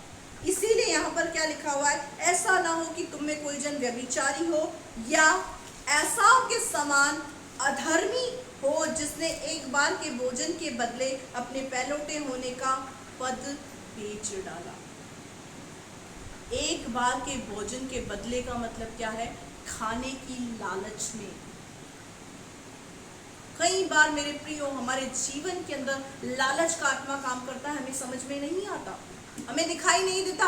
बिलाम अपनी गलती के अंदर था, बिलाम को नहीं दिख रहा था, बिलाम को अपनी गलती का एहसास ही नहीं था कि मैं गलती के अंदर हूं। और उस समय वो नंगी तलवार भी स्वर्गदूत की उसको दिखाई नहीं दे रही थी, क्योंकि उसको यही नहीं समझ में आ रहा था कि मेरे ऊपर लालच का आत्मा सवार है। लेकिन गधी ने उसको इस बात को बताया, समझाया, समझाने की कोशिश की। जब बिलाम की आंखें खुली, उसने समझने के लिए अपने आप को तैयार किया, उसी समय बिलाम बच गया। वो गधी कौन है मेरे प्रिय?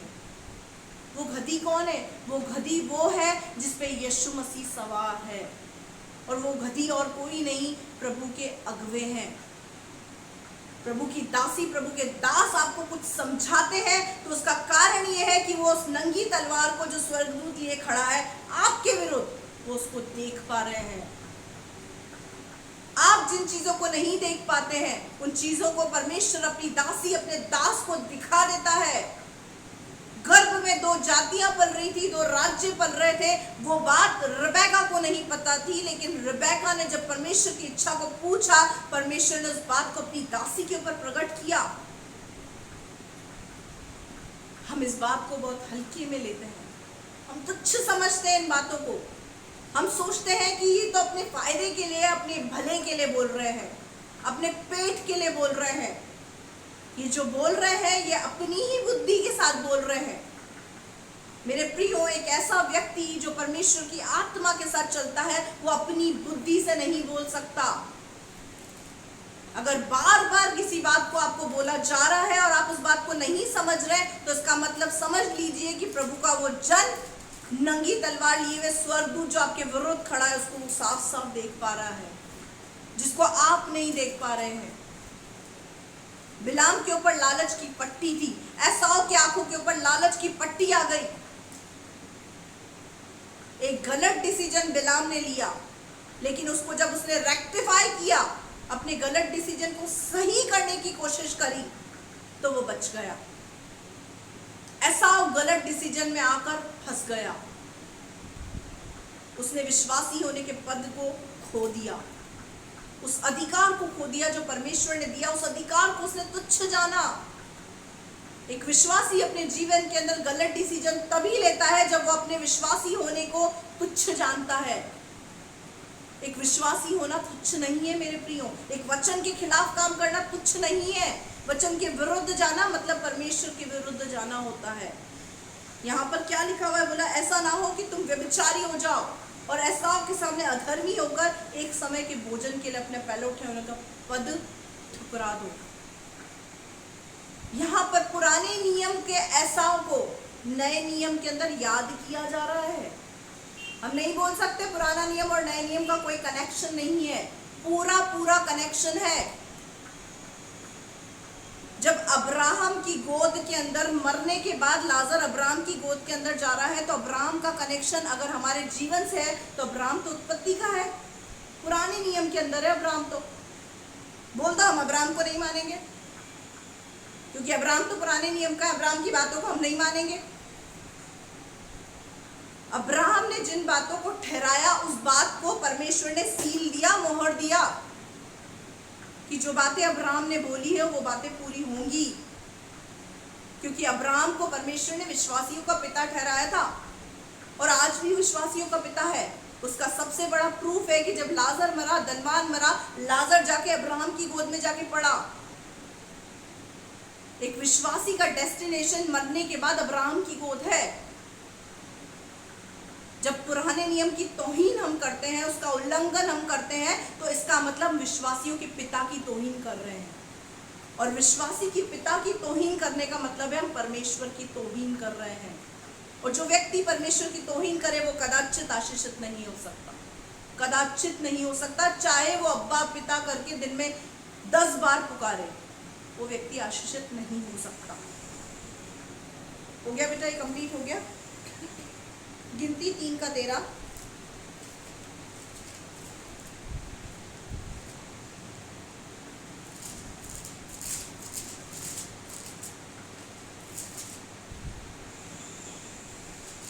सब पहलौठे मेरे हैं, क्योंकि जिस दिन मैंने मिस्र देश में के सब पहलौठों को मारा, उसी दिन मैंने क्या मनुष्य क्या पशु इस्राएलियों के सब पहलौठों को अपने लिए पवित्र ठहराया।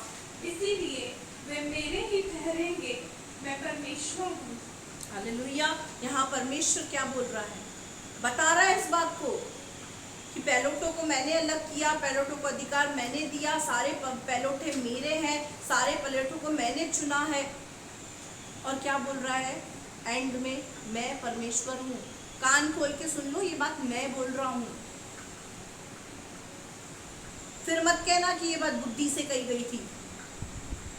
या परमेश्वर क्लियर कर रहा है कि सारे पहलौठे मेरे हैं। और उस परमेश्वर के होने का पद ऐसा उन्हें तुच्छ जाना, परमेश्वर के होने का ऐसा उन्हें तुच्छ जाना। अगर आप परमेश्वर के हो और उस चीज को तुच्छ जान रहे हो तो आप पाप में हो, उस चीज को खो चुके हो जो परमेश्वर ने आपको और मुझको दी है।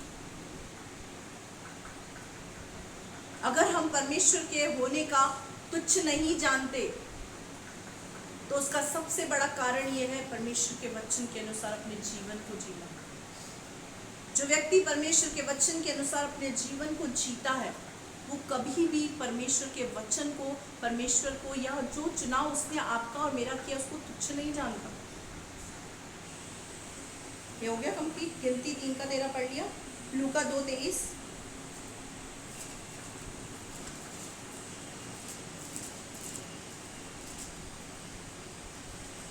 जैसा कि प्रभु की व्यवस्था में लिखा है, हर एक पहलौठा प्रभु के लिए पवित्र ठहरेगा। जैसा कि प्रभु की व्यवस्था में लिखा है, हर एक पहलौठा प्रभु के लिए पवित्र ठहरेगा। यहाँ पर नए नियम के अंदर जो लेखक है वो इस बात को बोल रहा है व्यवस्था में लिखा है। कहीं पे भी यहाँ पर ऐसा नहीं लिखा हुआ है कि व्यवस्था की बातों को मानना नहीं है। व्यवस्था की बातें, जो बातें मानने की हैं उन बातों को मानना ही है। पुराना नियम नया नियम अलग नहीं है, वो एक ही है। बाइबल में लिखा हुआ है जब आटे का जो पेड़ा है एक पेड़ा पवित्र ठहरा तो बचा हुआ जो गूथा हुआ आटा है वो सब पवित्र ठहरेगा।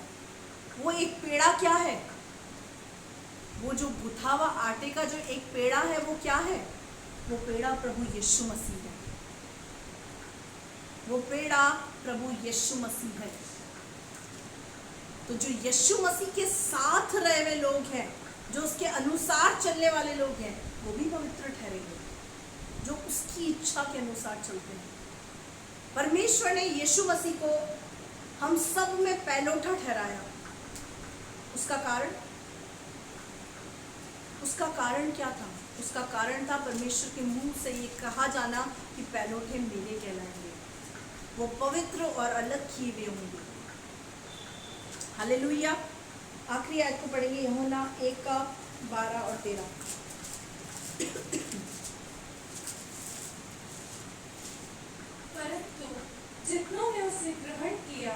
उसने उन्हें परमेश्वर की संतान होने का अधिकार दिया, अर्थात उन्हें जो उसके नाम पर विश्वास रखते हैं वे न तो लहू से, न शरीर की इच्छा से, न मनुष्य की इच्छा से, परंतु परमेश्वर से उत्पन्न हुए हैं। क्योंकि जितनों ने उसको ग्रहण किया उन्हें परमेश्वर ने अपनी संतान होने का अधिकार दिया, अर्थात उन्हें जो उसके नाम पर विश्वास करते हैं। पहली बात, एक मसीह जगत के अंदर एक विश्वासी को यीशु मसीह को ग्रहण करने का मतलब ही नहीं पता है। हमने तौबा किया, बपतिस्मा लिया, इसका मतलब हमने यीशु को ग्रहण कर लिया। ये अधूरा कॉन्सेप्ट है, ये पूरा कॉन्सेप्ट नहीं है। क्योंकि यूहन्ना 1:1 के अंदर क्या लिखा है बेटा, पढ़ना ऊपर। आदि में वचन था और वचन परमेश्वर के साथ था और वचन परमेश्वर था। और आगे दूसरा भी पढ़िए। यही आदि में परमेश्वर के साथ था। आदि में वचन था, वचन परमेश्वर के साथ था और वचन परमेश्वर था। अगर आप वचन को ग्रहण नहीं कर रहे हैं तो इसका मतलब आपने परमेश्वर को ग्रहण नहीं किया है। चाहे आप तौबा कर लो, बपतिस्मा ले लो, पश्चाताप कर लो, कुछ भी कर लो। अगर एक इंसान ने तौबा बपतिस्मा कर लिया लेकिन तौबा बपतिस्मा के बाद भी कुछ बातों को बोला है, वो अधूरी शिक्षाओं के अंदर, गलत डॉक्ट्रिन के अंदर ना फंसे। उसके बाद भी जब चेलों ने जब उसके बाद तौबा किया, बपतिस्मा लिया, उसके बाद क्या किया? उसके बाद रोटी तोड़ी, प्रेरितों से शिक्षा को प्राप्त किया, अपने जीवन को परमेश्वर के वचन और शिक्षा के अनुसार व्यतीत किया।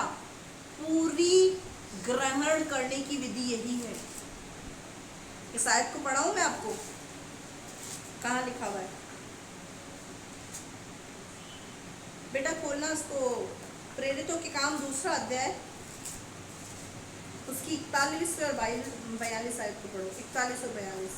अतः जिन्होंने उसका वचन ग्रहण किया उन्होंने बपतिस्मा लिया और उसी दिन 3000 मनुष्य के लगभग उनमें मिल गए। और उन्होंने बपतिस्मा लिया, लगभग 3000 लोगों ने वहां पर बपतिस्मा लिया। किस चीज को? वचन को ग्रहण किया और बपतिस्मा लिया। उसके बाद क्या किया? और वे प्रेरितों से शिक्षा पाने और संगति रखने और रोटी तोड़ने और प्रार्थना करने में लौलीन रहे। हालेलुया! ये है कंप्लीट ग्रहण करना मसीह को। बपतिस्मा ले लिया, हम प्रभु की संतान है, हम यीशु मसीह की संतान है, हम परमेश्वर की संतान है। गलत डॉक्ट्रिन है। केवल हमने बपतिस्मा ले लिया, तौबा कर लिया तो इसका मतलब हम यीशु मसीह के हो गए, ये रॉन्ग है। उसके बाद भी हमने एक अधूरा काम किया। पूरा काम क्या है? प्रेरितों से शिक्षा को पाना, उस शिक्षा के अनुसार चलना, संगति करना, रोटी तोड़ना यानी प्रभु मेज में शामिल होना और प्रार्थना करने में लौलीन रहना। इसे बोलते हैं कंप्लीटली मसीह को ग्रहण करना। यहाँ पर लिखा है जितनों ने उसको ग्रहण किया, कंप्लीटली ग्रहण किया, उसने उन्हें अपनी संतान होने का अधिकार दिया जो उस पर विश्वास रखते हैं। विश्वास का मतलब हम क्या समझते हैं? हम प्रार्थना कर रहे हैं, वो विश्वास है हमारा। विश्वास का मीनिंग है परमेश्वर के वचन पर विश्वास करना, कि परमेश्वर के वचन के अनुसार मैं करूंगा, मैं करूंगी, मुझे आशीष जरूर मिलेगी। मेरे श्रापित जीवन को भी परमेश्वर आशीषित करेगा क्योंकि मैं वचन के अनुसार चलता हूँ, मैं वचन के अनुसार चलती हूँ। मेरे दुखों में भी परमेश्वर मेरे लिए सुखों को उत्पन्न करेगा, मेरी बुराई में भी परमेश्वर भलाई को उत्पन्न करेगा। उसे बोलते हैं विश्वास। अधूरी अधूरी बातों के साथ हम मसीह जीवन के अंदर जब चलते हैं तो बड़े ही दुख और तकलीफों के अंदर हम जाते हैं। ग्रहण करना हमको पता नहीं है, विश्वास करना हमको पता नहीं है। यही कारण है कि मसीह जीवन के अंदर हम निराशाओं का सामना करते हैं, हताशाओं का सामना करते हैं, और स्वर्गदूत जो नंगी तलवार लिए हुए खड़ा रहता है वो हमें दिखता नहीं है। क्योंकि हमारी आंखों के ऊपर एसाव के समान, बिलाम के समान लालच की पट्टी आ चुकी है और हम मसीह होने के, विश्वासी होने के पद को तुच्छ जान चुके हैं। परमेश्वर के होने के अधिकार को हम तुच्छ समझ रहे हैं। हालेलुया। वे न तो लहू से, न शरीर की इच्छा से, न मनुष्य की इच्छा से, परंतु परमेश्वर से उत्पन्न हुए हैं। जिस व्यक्ति ने परमेश्वर को ग्रहण किया, यीशु मसीह को पूरी रीति से ग्रहण किया, उस पर, उसके वचन पर पूरी रीति से विश्वास करके उसके अनुसार वचन को, अपने जीवन को जिया, वो परमेश्वर से उत्पन्न हुआ व्यक्ति है, वो उसकी संतान बन जाता है। हालेलुया। हम इन बातों को समझें। आज हमने इन बातों को सीखा, समझा। इससे पहले बहुत बार हमने एसाव और याकूब के बारे में पढ़ा होगा, लेकिन हमने इस बात को इतनी गहराई से कभी समझने की कोशिश नहीं की। हम कभी इस बात को इतनी गहराई से समझ नहीं पाए कि एसाव का पद चला गया, उस पद के पीछे की आशीष क्या थी। हमने रबेका के बारे में पढ़ा कि रबेका ने तकलीफ उठाई, लेकिन हमने कभी इस बात को नहीं जानने की कोशिश करी कि उसने उस समय क्या किया। जब परेशानी, कष्ट, समस्या, एक असहनीय स्थिति रबेका की हो गई, उस गलत डिसीजन के अंदर रबेका ने अपने आप को नहीं उलझाया। उसने क्या कहा? मैं परमेश्वर से जाकर उसकी इच्छा को पूछूंगी। जब मेरे प्रियो, हम अपने जीवन के अंदर किसी भी निर्णय पर उतरने से पहले हम परमेश्वर की इच्छा को पूछते हैं और वाकई अपने दिल के अंदर इस इच्छा को रखते हैं कि जैसा परमेश्वर का वचन बोलेगा, जैसा परमेश्वर बोलेगा, जैसी उसकी इच्छा होगी, मैं वैसा करूंगा, करूंगी, यकीन माने आप आशीषित जरूर होंगे। हालेलुया। जरूर आशीषित होंगे, क्योंकि यीशु मसीह ने जब इस बात को बोला, हो सके तो ये प्याला खुदा मुझसे टल जाए, पर मेरी नहीं तेरी इच्छा पूरी हो। तो इस बात को आप क्या समझते हैं? ये जो प्रार्थना है ना, ये प्रार्थना हर विश्वासी करता है, हर विश्वासी। और क्या बोलता है पता है? प्रभु से बोलता है, प्रभु मेरी इच्छा तो ऐसी है, पर मेरे जीवन से वही हो जो तेरी इच्छा हो। मेरे प्रियो, ये बात बहुत हल्की बात नहीं है। ये प्रार्थना के अंदर एक गहराई छुपी हुई है। वो गहराई पता है क्या है? यीशु मसीह की कंडीशन नहीं थी, उसकी स्थिति नहीं थी क्रूस पर चढ़ने की। वो उसकी असहनीय दशा की वजह से, उसकी व्याकुलपन इस चीज को दर्शा रहा था कि यीशु की इच्छा नहीं थी क्रूस पर चढ़ने की। लेकिन यीशु मसीह ने क्या कहा? पिता मेरी नहीं तेरी इच्छा को तू पूरा कर। उस समय एक स्वर्गदूत को तुरंत भेजकर परमेश्वर ने इस बात को दिखा दिया कि मेरी इच्छा है कि तू क्रूस पर चढ़े। यीशु मसीह ने वहां पर अपनी बुद्धि का, अपनी शरीर की, अपनी स्थिति, अपनी परिस्थितियों को नहीं देखा। यीशु मसीह ने ये नहीं देखा कि मेरी परिस्थिति क्या है। यीशु मसीह ने ये देखा कि मेरे पिता की इच्छा क्या है। यीशु मसीह को पिता की दाहिनी ओर जो सिंहासन मिला, उस सिंहासन के पीछे एक बहुत बड़ी कुर्बानी थी, बहुत बड़ा सैक्रिफाइस था। सिर्फ परमेश्वर की इच्छा को पूरा करने के लिए यीशु ने अपने आप को लहूलुहान कर दिया। आप परमेश्वर की इच्छा को पूरा करने के लिए, उसके वचन को पूरा करने के लिए क्या एफर्ट्स करते हैं? आज मेरा सवाल है, परमेश्वर की इच्छा को पूरा करने के लिए, उसको वचन को पूरा करने के लिए आपके एफर्ट्स क्या हैं?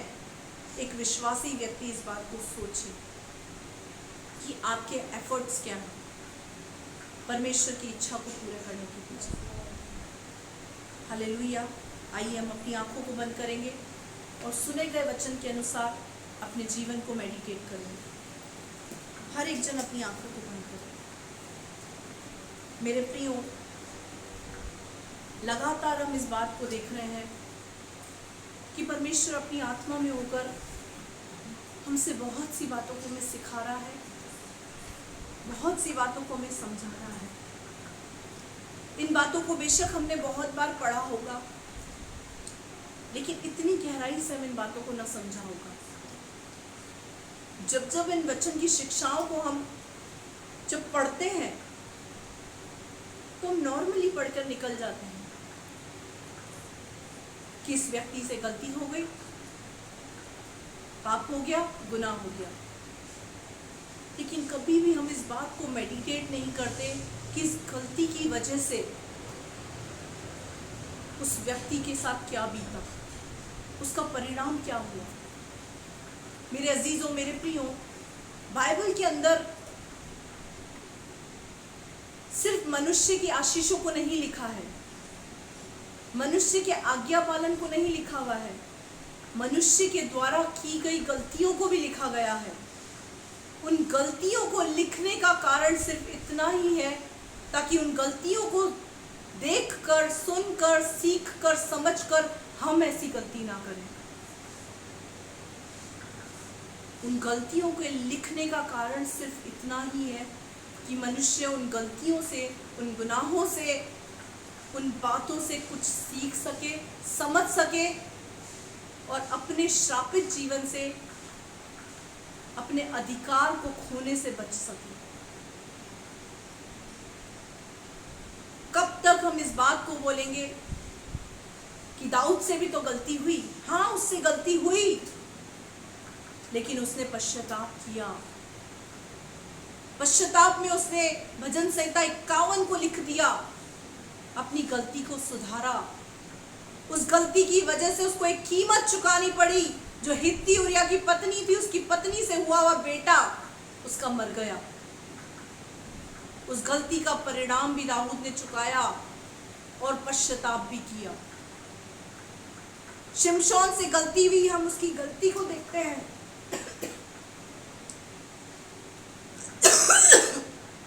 लेकिन उसके पश्चाताप को नहीं देखते।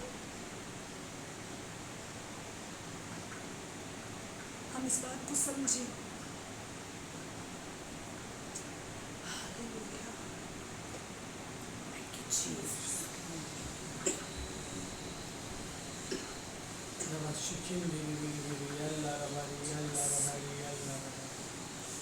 आइए हम प्रार्थना के हालात में रहें, प्रभु से प्रार्थना करें। प्रभु, वचन के द्वारा आज आपने हमसे बोला, हमसे बात किया, उसके लिए धन्यवाद। परमेश्वर ने आज हर एक से बोला, हर एक से बात किया, उसके लिए धन्यवाद करते प्रभु। खुदावन, जब प्यारे परमेश्वर, आदम भी परमेश्वर जब पाप में था प्रभु, जब आदम ने फल खाया परमेश्वर, जब वो पाप में चला गया प्रभु, तो उसे परमेश्वर की आवाज़ भी असहनीय लगी। वो आवाज़ उसे बहुत दर्दनाक और बहुत डरावनी लगी।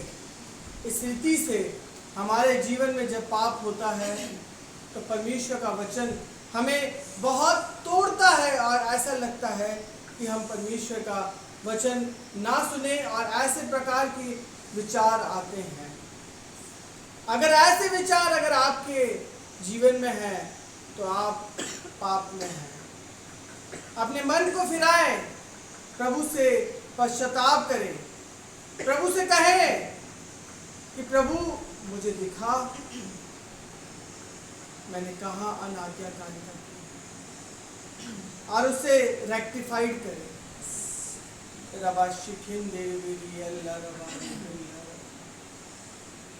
प्रभु भला है, प्रभु आपसे बहुत प्रेम करते हैं। आज प्रभु की दया को अपने जीवन पर महसूस कीजिए। अगर आप पाप में हैं, अगर आप समस्या में हैं, तो आप पाप में हैं, और आप पाप में हैं तो प्रभु आज भी आपके जीवन में एक नया कार्य करने के लिए तैयार है। अपने हृदय को खोलकर परमेश्वर के सम्मुख जाएं और प्रभु से कहें, प्रभु मुझ पर दया कर और मुझ पर तरस खा। प्रभु मुझे एक मार्ग और दे दे प्रभु। मेरे जीवन से जो ये गलती हुई है प्रभु, उस मार्ग को बना प्रभु जो आपकी ओर से है। मैं जो ढिठाई में हूं प्रभु, अनाज्ञाकारिता में हूं प्रभु, मैं अनाज्ञाकारिता को छोड़ना चाहता हूं। मुझ पर दया कर और तरस खा प्रभु। रबा शिकिन दिरबिरी अल्लाह रबा come on people of God, प्रभु से प्रार्थना करें। अपने आजू और बाजू में ना देखें। परमेश्वर भला है, परमेश्वर आपके साथ है। आप जहां पर है प्रभु इस समय वहां मौजूद है। और प्रभु आज आपको एक नया बल, एक नई शक्ति, एक नई सामर्थ देने जा रहे हैं। रबा शिकिन दिरबिरी अल्लाह रबा। पिता, मैं आपसे विनती करता हूँ, आपके बच्चों के लिए विनती करता हूँ प्रभु, जो इस समय परमेश्वर पाप की अभिलाषा में है प्रभु, यीशु के नाम से छुटकारा पाए, आजाद हो जाए प्रभु। आपका जो लहू जो आपने क्रूस पर बहाया, यीशु के नाम से उनके जीवन में चंगाई को लाए। परमेश्वर दया कीजिए। परमेश्वर हर एक वचन आपकी ओर से है प्रभु, और उस वचन को आदर देते हुए, उस वचन को साक्षी मानते हुए, वचन के अनुसार हम चलने पाए, ऐसा अनुग्रह देते, ऐसा अनुग्रह आपके बच्चों के जीवन में हो जाए। हम आपसे ऐसी प्रार्थना करें। इस प्रार्थना को प्यारे पुत्र प्रभु यीशु के नाम से मांगते हैं, आमीन। आइए हम अपनी आंखों को बंद करें, परमेश्वर के सम्मुख अपने सरों को झुकाएं और आशीष वचन को प्राप्त करें। पिता परमेश्वर का प्रेम, प्रभु यीशु मसीह का अनुग्रह और पवित्र आत्मा की सहभागिता आपके और हमारे साथ सदैव बनी रहे। हम सब कहें आमीन। आशीर्वाद को प्राप्त करें। यहोवा तुम्हें आशीष दे और तुम्हारी रक्षा करे। यहोवा तुम पर अपने मुख का प्रकाश चमकाए, तुम पर अनुग्रह करे। यहोवा अपना मुख तुम्हारी ओर करे, तुम्हें अपनी शांति से भरे। सब कहे आमीन। आमीन। प्रभु इन वचनों के द्वारा आपको आशीष दे। जय मसीह की।